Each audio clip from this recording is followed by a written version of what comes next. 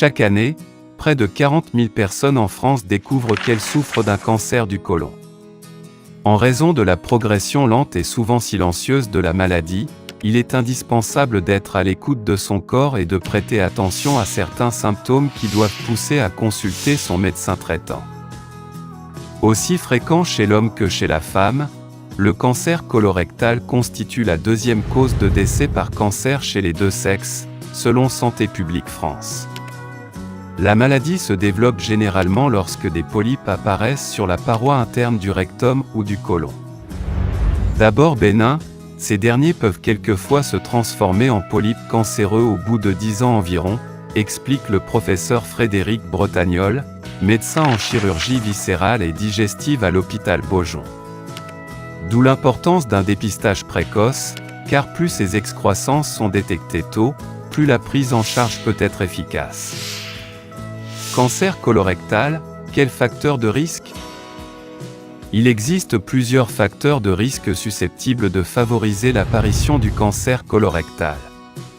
Certains sont dits non évitables et sont notamment liés aux antécédents familiaux de cancers colorectaux ou aux antécédents personnels de l'individu. Certaines maladies et conditions peuvent également augmenter le risque d'en souffrir.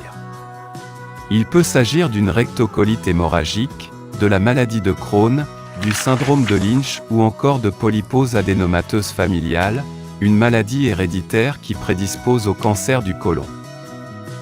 D'autres facteurs de risque sont quant à eux évitables ou modifiables et concernent particulièrement notre hygiène de vie.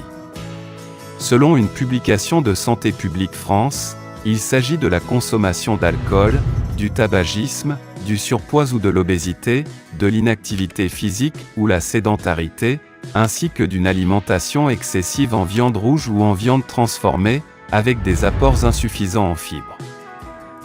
Quels sont les signes qui doivent alerter ? Sur son site, l'Institut national du cancer, INCa, en France met en avant certains symptômes auxquels il faut prêter attention. S'ils ne sont pas exclusifs au cancer du côlon, ces derniers peuvent nécessiter la consultation d'un avis médical s'ils se prolongent dans la durée ou apparaissent de manière brutale. Il s'agit tout d'abord de problèmes soudains ou persistants du transit intestinal.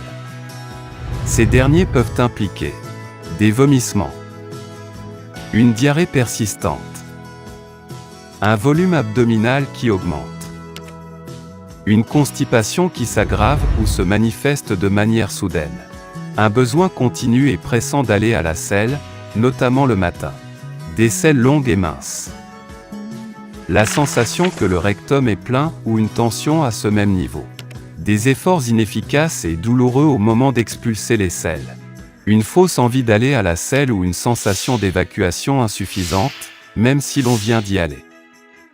La présence de sang dans les selles peut également être révélatrice d'un problème de santé et nécessite impérativement la consultation de son médecin traitant. Les selles peuvent être mêlées ou recouvertes de sang très foncé ou rouge clair. Si ce dernier est digéré dans le côlon, les selles peuvent être de couleur noire. Des examens sont alors nécessaires pour en identifier la cause. Par ailleurs, ces saignements ne sont pas toujours visibles à l'œil nu.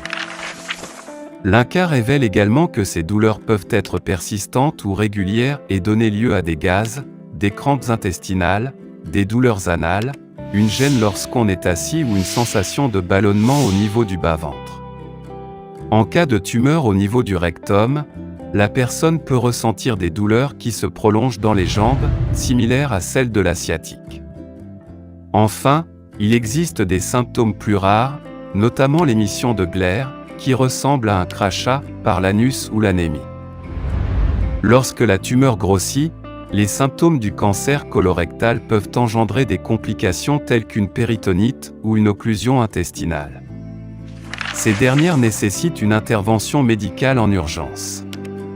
L'évolution de la maladie peut également entraîner un amaigrissement, une fatigue, une perte d'appétit ou encore une jaunisse. L'importance du dépistage du cancer colorectal. Le dépistage a pour but de réduire la mortalité liée au cancer colorectal.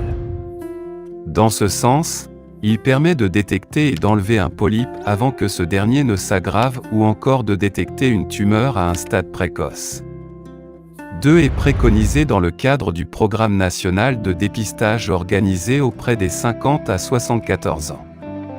L'objectif étant de détecter la présence de sang dans les selles. Selon le docteur Christian Bredin, gastro-entérologue, il existe 3 niveaux de risque pour les personnes devant se faire dépister. Le risque normal qui concerne les individus de 50 ans et plus, implique un dépistage de masse à l'aide du test de recherche de sang occulte dans les selles. Le risque élevé concerne quant à lui la présence d'une maladie qui expose au risque du cancer colorectal, ou d'un ou plusieurs antécédents familiaux au premier degré de cancer colorectal ou de polype avancé. Enfin, le risque très élevé s'applique aux personnes présentant une maladie génétique à risque de cancer colorectal. Pour ces 2 dernières catégories, le dépistage est directement ciblé par une coloscopie. Merci d'avoir regardé notre vidéo.